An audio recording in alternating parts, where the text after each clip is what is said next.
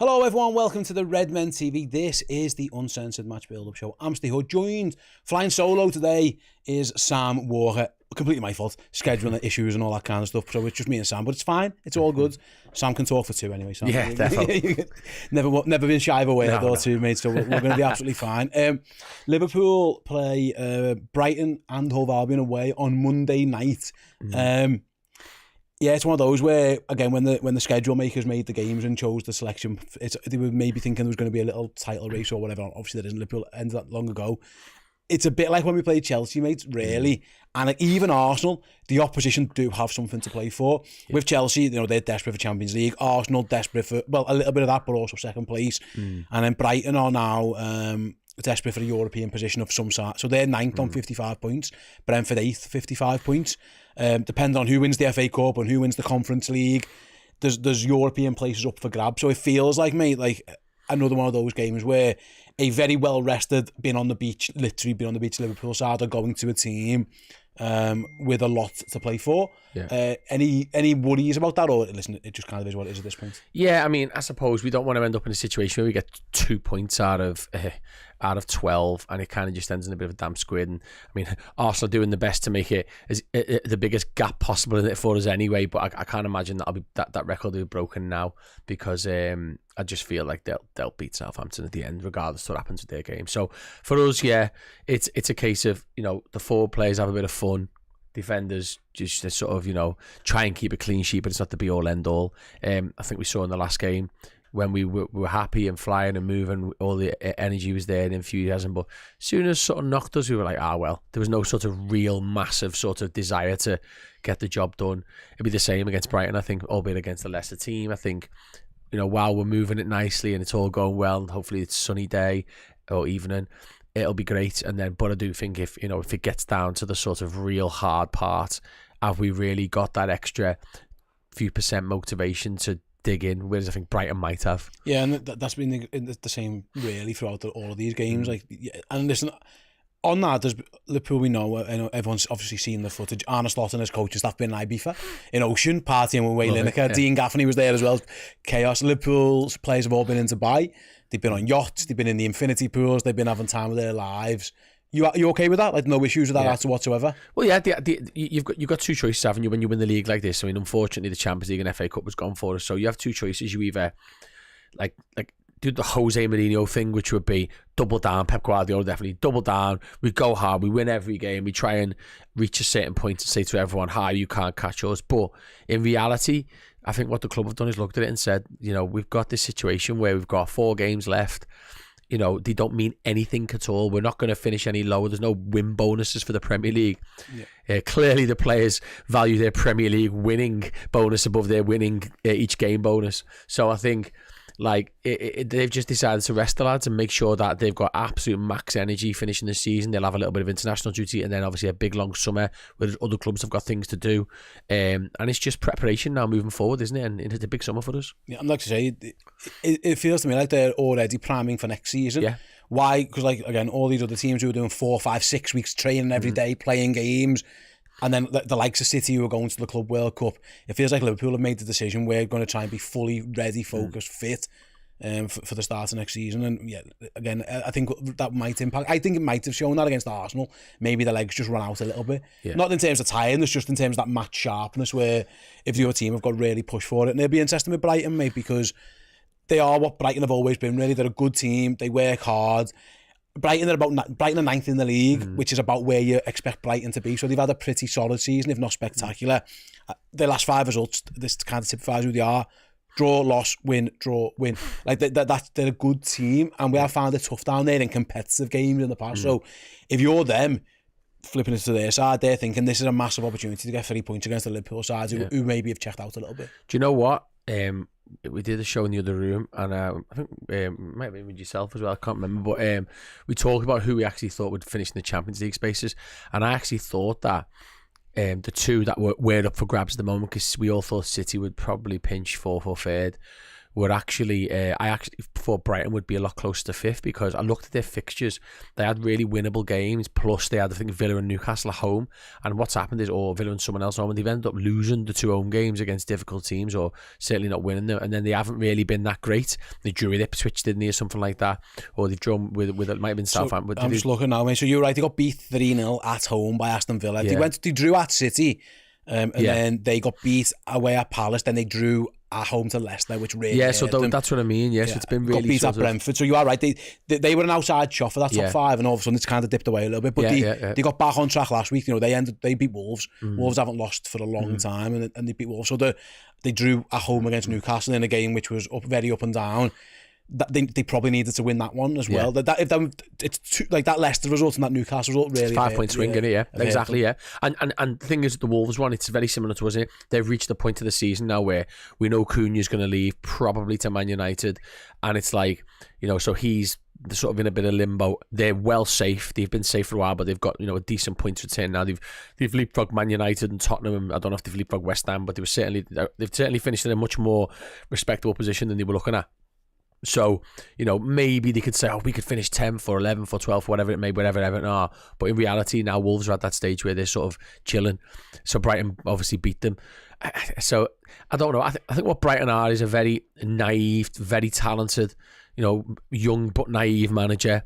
They like to go for it. They push forward defensively. They make mistakes. There's lots of players who change. They seem to change a lot of players throughout the season. They, as in, like, some players that won't be starting at the beginning of the season because they're sort of young raw players they brought in from abroad. By the end of the season, they're starting. You know, players like Lamptey, you know, didn't start for ages. Then he has a run of games. Then he's back out again. They're very much like that club, aren't they? They've got some good players though. I like Belieber. Yeah, I like he's excellent. He's probably the next one off the Brighton ranked. Him and João Pedro probably. Yeah, João Pedro might move. Matoma was linked with Saudi, but like they have got good players, and they have got players who've hit Liverpool in the past, especially at that ground. I went down there. It was the game where Alexis McAllister come back after winning the World Cup. Yeah. And they battered us. And like even like Liverpool do find it tough down there. They had the cup game, and again it was very up and down this year where it could went either way really. You know, there was I remember Yaros makes a worldie and they hit the post and his own goal. It was all going off like we let them back into it big time, didn't we? It just feels like if you're on the beach, this is the type of team you can really. And I wonder where Slot's at with this, because he keeps saying in the press conferences he hasn't had it. But yeah, by the way, we're doing this at 10:30. The press conference is until like 1:30, which again shows probably where Liverpool. He's probably on a flight. Yeah, he's still on his way back from Ocean, hungover. He's on that easy jet out of IB for that. It's just like zombie nation. Silence. Yeah, we've all been there. Absolute zombies on the way back from IB for that, but. Because he keeps saying it's important to us, we want to, but like the actions suggest not. I wonder where they're at in terms of how arsed really are they, Sam? No, yeah, it's that thing we've just said before though. It's there's fine margins. Like, you know, we were doing okay. Arsenal come out and nick a goal, and then the Trent thing, and something like that can just knock you a little bit. Whereas if you're in the midst of it, I don't think the players would care. They'd just switch. I might be a bit shocked by it, but they just still stay switched on sharp. We've got a lot to do. We've got a job to do. It just feels like, as I said to you before, when we're attacking, we're playing well, we're creating chances, I think we'll be fine. It's just if we have to dig in, if it's 1-0, 2-1, or we're even drawing and we're under the cosh a bit, it's like, have we really got that extra concentration level percentage? Because what are we playing for? Whereas Brighton have got that goal that we need to make sure we finish 9th, or you know, I don't think they can get 8th, can they? But yeah, they can't they? It's 8th, 9th, 10th, 11th to fighting for, aren't they? Need to, Brighton. So whereas they're pushing for 8th. So Slot probably is saying we want to win the game, we want to go out and win, but it's difficult when you genuinely have nothing but a couple of records as a motivation. Look, if Arsenal get beat by Newcastle, you know, there's still a way where we could break the 20 points, which is the most ever, would be the most ever gap if they were somehow to cock up for Southampton. But you know, that's a big ask. But reality is we'll probably go into the game 12 or 14 points ahead of Arsenal, which is still a joke.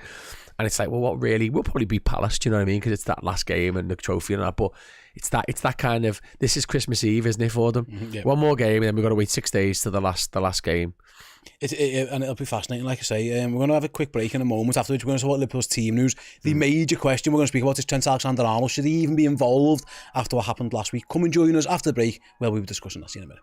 Hey, I don't know whether you've heard, but Liverpool Football Club are champions of England for the 20th time, and the biggest party that has ever hit the city of Liverpool is coming that final weekend. It is called the Red Weekender, and the Saturday in particular, my word, have we got a day for you. It begins with an incredible meet and greet with 4 Liverpool legends. They are Gary McAllister, Tash Dowie, Bruce Grobbelaar and John Aldridge, alongside broadcasting legend Steve Hoddesall. There's music from DJ Harry Mack and the Ragamuffins playing all the Liverpool hits. There is headline music by the Zootons. Yes, the Zootons. Me, Chris, Steve, Chloe and Dan will be going live on stage with some general Redmen shenanigans, and then we are going head to head with our headliner, the king himself, Kenny Dalglish, and his family. Yes, Sky Sports own Kelly Kate, Paul Dalglish, Marina and Lauren are going to be going head to head with us in a family fortune style game show hosted by former host of Family Fortunes himself, Les Dennis. Yes, live on stage, the ultimate Liverpool show, the ultimate Liverpool party, the Saturday before the final game of the season at the Exhibition Centre in Liverpool. It is the biggest, it is the best. Get your tickets sorted now because they are selling fast, and join us at the Red Weekender. Head to theredweekender.com. There are great events happening all weekend, but come and join us, especially on the Saturday, for the party of a lifetime. Yeah, welcome back to the show. Yeah, go and get your tickets for the Red Weekender. Less than, well, what, 8 days away or something now, until we'll be live on stage with Kenny Dalglish, with the Ragamuffins, with the Zootons, with John Aldridge, Bruce Grobbelaar, Tasha Dowie, Gary McAllister. Yeah, it's crazy, really, how things change. What a weekend it's going to be. Yeah, Saturday, we're on the Saturday. Come and get your tickets. We've sold. It is the most sold show we've ever done. It's going to be absolute banging. But if you want to come along and you're in the city, do go to the Red Weekend. Come and get your tickets. Looking forward to it. Let's talk Liverpool then, and Arne Slot's team. Against Chelsea, he rotated loads, Sam. He brought most of the big guns back. What he would class probably as his best team against Arsenal. Where are we thinking for Brighton? Do you think my guess is he'll want his proper team out against Palace at home. Yes. Therefore, are we going to see more of the team that we saw against Chelsea, where Endo plays, maybe an Elliott, maybe a Timmercast, maybe a Jota, for example? It feels like if he's going to mix and match his team, this is the one where you're probably playing the weaker of the two, I would guess. Yeah, okay, but again, though, it's that, do we really want to go a third game without winning? It all looks a bit damp, squiddy, and it's a bit like crap, to be honest. I mean, we should have beat Arsenal, but it was our own fault, but whatever. I think there's a little bit of a mix-up. I think the Chelsea game was more of the lads were probably still on a bit of a sort of come down from the Spurs game, and it was like, extend your mental break after exerting that much energy, and it's been a long season. I think that was quite smart. I don't think it's a case of we'll just do that again. I think you might see a few changes, but like, as an example, Verge plays, he's captain. Salah probably plays because, he does play because he's Salah and he's trying to do what he's trying to do. The others, I'm not sure. I wouldn't actually be surprised if Kelleher played this game. Okay. Because I think it might be his last game for the club. Yeah. I think he's going to want to look at moving on, isn't he? So I do think there's a world where he might play this game and Alisson plays the last game, being what it is. I think Connor, he needs to play, so he will play. Again, you might be right about Tsimikas. It could be his last game for the club. I think you might see the odd bit like that, but I do think he might play a sensible midfield this time, because I felt sorry for the midfield against Chelsea, because it was just drop 3 new lads in, and Elliott's not the guy to cover for Salah, and that's what Szoboszlai has to do, and which meant everything was wrong really in that game. But again, he was probably dealing with the fact that the lads have just had a mad week that they've never had before in their lives. So I can see this one being a little bit more balanced. The big question is Alexander-Arnold. After what we saw against Arsenal, and again, this one is away from home. The manager said in his last press conference, obviously he hasn't spoken ahead of this game, that the plan is for Conor Bradley to start every game pretty much. We need to get him ready for next season. Completely understand it. We're not quite sure where he's at with his legs. Did he get taken off at home last weekend because he was on a yellow card, or was it because he has been coming back from an injury? We don't know, but the Alexander-Arnold, it was pretty toxic at Anfield, all told. It wasn't great at Leicester when he come on and he ultimately scores a goal. What would you do with Alexander-Arnold, and what do you think the manager's going to do with Alexander-Arnold?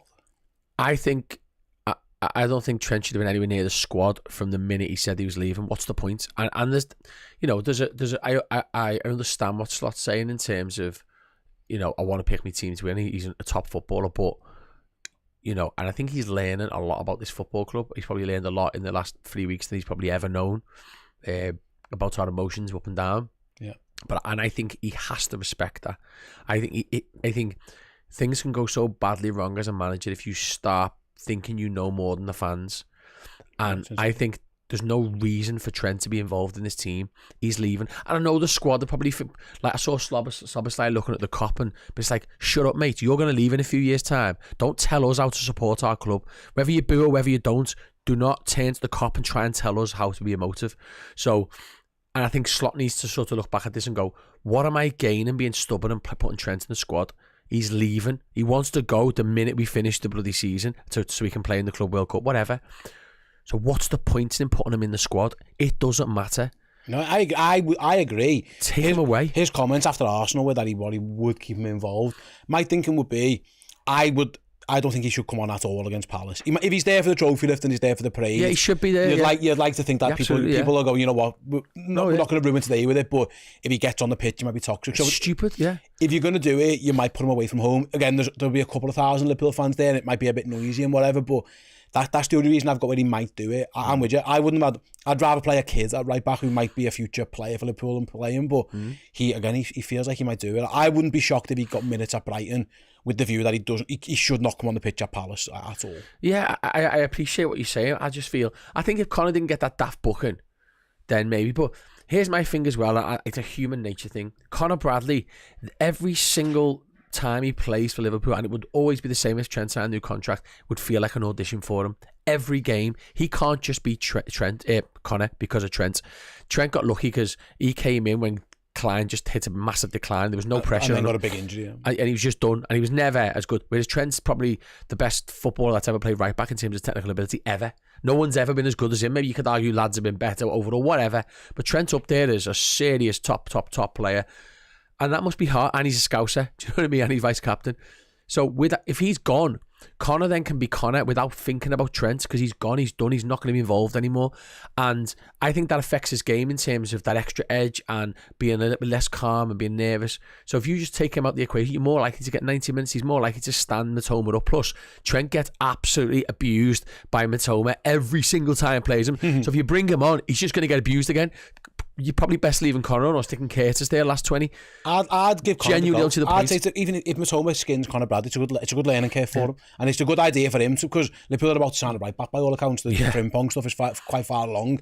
Chance for Connor Bradley. I think there are a few players where they've got a point to prove. Some haven't. Some have. He feels like he has got one. So I'd say, listen, mate, go and deal with a very good winger and against a very good side. See how you get on. The only other, I suppose, point of note, whatever it is, this record that Salah's chasing.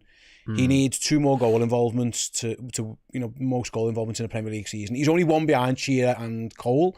They both did it over a longer season by the 42-game season. So if he gets one more, he's done it. He's equal their record in 4 fewer games in terms of the season. But he could have had assists. He should have had one against Chelsea, for example. He's been there or thereabouts. Diaz probably should have scored against Arsenal. Diaz was worse. A header's a header, innit? But the fact that it's on the floor, they've let him down a bit this season, a lot of them, and some of the goals he scored, you think, wow, good goal. But then recently the goals that we've actually scored, apart from McAllister, I haven't been like, wow. Salah's goal was really good against Spurs, but he cuts in it, but we haven't had enough of that.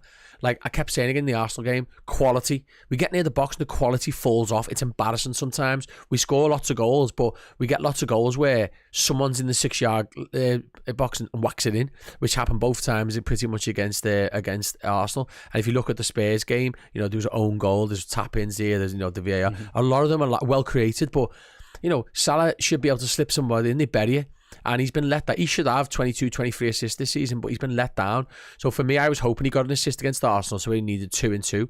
What I think this game provides us with an opportunity to create loads of chances because Brighton are just going to go for it. And I think we will get chances. But my worry is that Salah sets up 2 really good chances, and Jota or Diaz or a sleepy Gakpo as he's been recently don't put them away. So I think he'll get the goal involvement record. I think he'll get a couple of goals or a goal and assist in the last 2 games. I'm disappointed that it's going to be quite hard for him now to get 3 assists in 2 games because his teammates have let him down. We've really lacked in quality in front of goal, apart from our midfielders. Hopefully, fingers crossed, he can get a couple. Like if he puts a chance on the plate. Elliott as well, by the way, missed it. He puts it over the bar, but how are you not hitting the target against Arsenal? It's just like, even if the keeper saves it, you can't be blazing that over the bar. Lack of quality. I think the players were doing all they can to get Salah that record. Yeah, well, you say that. I hope so. Yeah, maybe they are. Obviously, for those who aren't aware, the Premier League fixtures this weekend are quite staggered. There's games this evening and Friday. There's no games on Saturday because of the FA Cup final. It's a standalone game.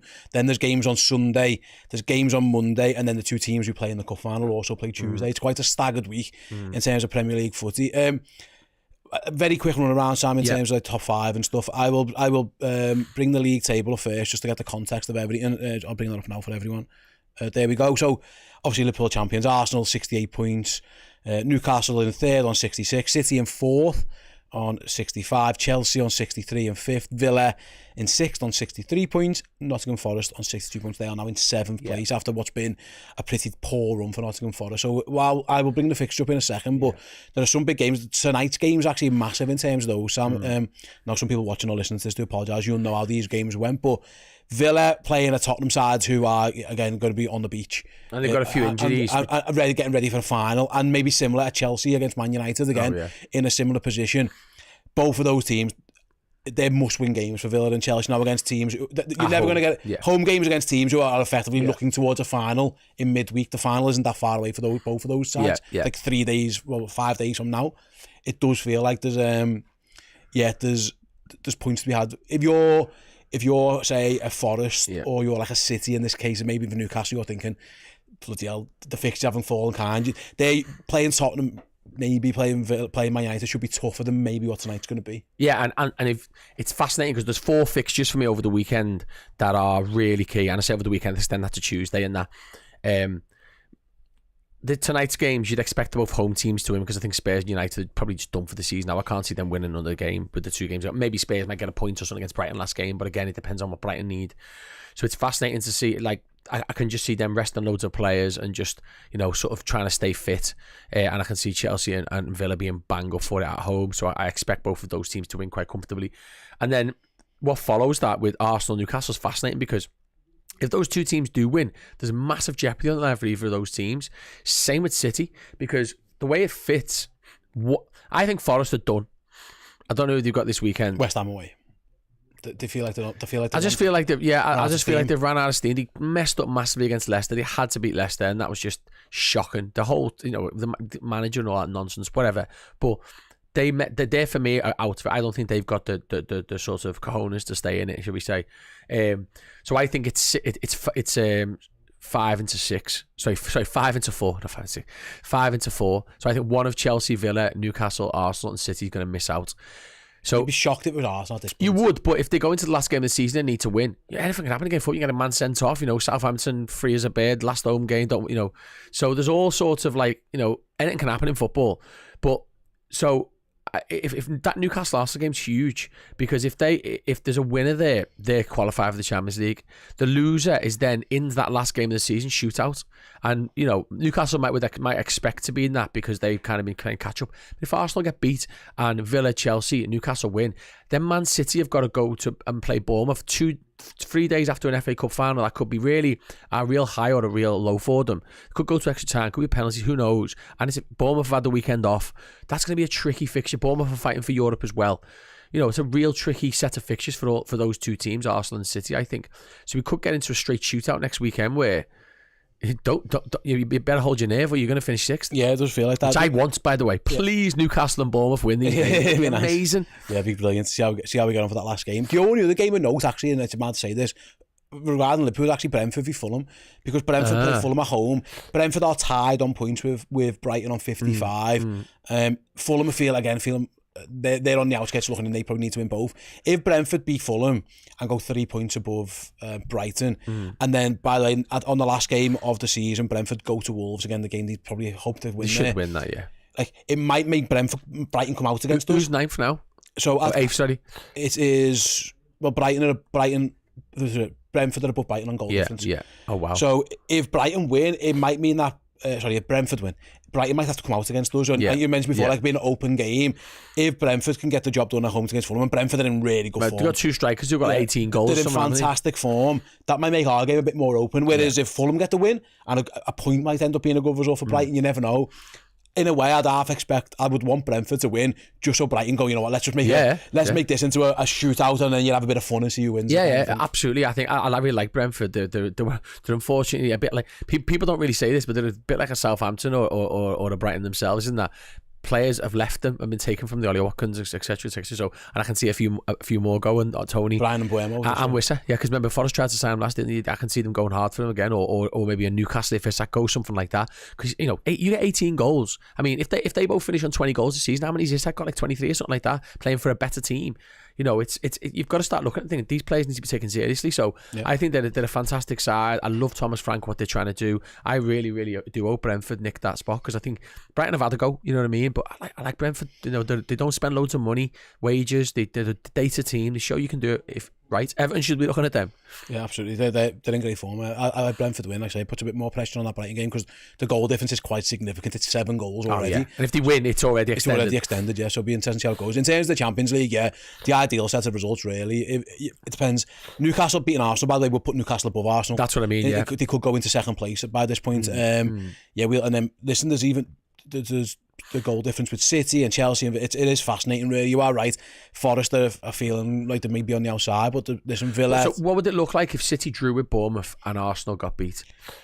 Arsenal, then it would be Liverpool. Obviously, Newcastle would be in second on 69 points. Arsenal would be on 68 points, and City would be on 66 points. If they beat Bournemouth, they're on the level. But what I'm just trying to think is just enough jeopardy. So then how many points? You're trying to get one of those two at the Champions League. Yeah, I'm just thinking, is there a world? Because the world with one of those fall out is City. What are Chelsea and Villa on? They're both on 63 points. So if they would go, so it'd be 66, 66, 66, 68, 69. That's what you want. Yeah, going to that. Because I think a draw realistically at Man City is the most likely outcome for Bournemouth. I know they beat Arsenal, but it's a big ask, FA Cup or not, to go to the Etihad. But as Brighton showed, you can draw there. Villa should have got a draw. They threw it away last kick. So wow, that's I mean, that'd be some set of circumstances. That the top 4 race is very, very interesting. Very quick thoughts. FA Cup final. Do you give Palace a chance? Massively, yeah. I mean, they kind of threw it away a little bit at the Etihad, but that's at the Etihad. I think mentally for teams going there still hard. And we even played a totally different way there, which surprised us all, didn't it? But Palace have been there and lost a couple of times now. They just got something about them where they're just an effective team. They went to Arsenal and nearly beat them in the league. You know what they've got? They've got goals. Yeah. Mateta and Eze give you the chance to score a goal against anybody, and then they're quite good at set pieces. So I always think if you're going to beat City, easy to like you have to carry a goal threat. Yeah. And they showed in the semi-final when they were rampant against Villa. Like they do carry that goal threat, and that's what gives them a chance. And finals are edgy.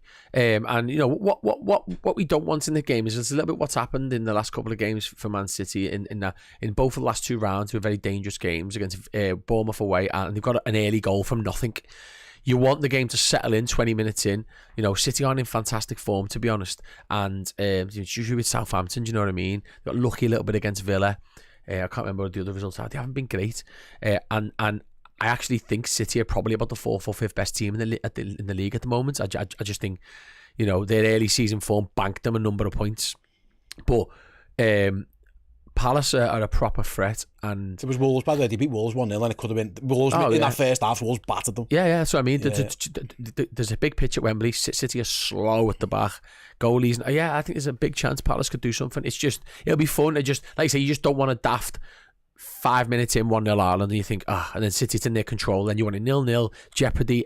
Eze, when people are getting tired, running rings around them all, and that's what you want. You want it to be really exciting. I think it will. I think Palace he's a good manager, isn't he, Glasner? Yeah, I think Palace might win that cup. Hope so, mate. How good would that be? Newcastle, Palace, Spurs, Liverpool win the league. You might get a new Champions League winner, even if Inter win it. It's nice. Like, it'd feel like a season where better win the Conference League. Oh yeah, but it'd feel like a season where football showing that it can be changed and different. Bit of unpredictability to football, yeah. Not that they always, they try and test it. I think you're right, mate. Spin it back to Liverpool then very, very quickly. Any expectation? Because if you said to me, like, hand on heart, what's going to happen at Monday night, I'd say there's a very good chance Liverpool lose. I must admit that, because you're playing against a team who are motivated, have to win pretty much, and you haven't. But I'm going to say draw. I'm going to tell you the team, because we haven't done that. I'm going to try and be wild to pick it. Kelleher, Tsimikas, Van Dijk, Konate, Connor. I think he's going to play Gravenberch. McAllister hasn't started the last 2 games, and I think Szoboszlai. I think he's going to play Diaz, Jota, and Salah. Okay. I think we're going to win 3-2, and I think Salah gets 2 goal involvements. And takes his top off.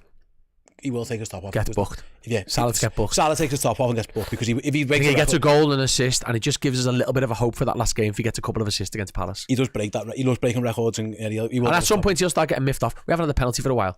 Try and get one there, yeah. Absolutely, mate. Thanks very much for coming in. Thanks all you guys watching or listening to this build-up show. Yeah, a bit different than usual. My fault. It is what it is. We move on. Do check out the watch along on Monday as well. You'll have Paul, Chris and Dan in the studio for that one. We've got loads of content on Redmen Plus as well, by the way. The Frimpong news keeps coming and coming and coming.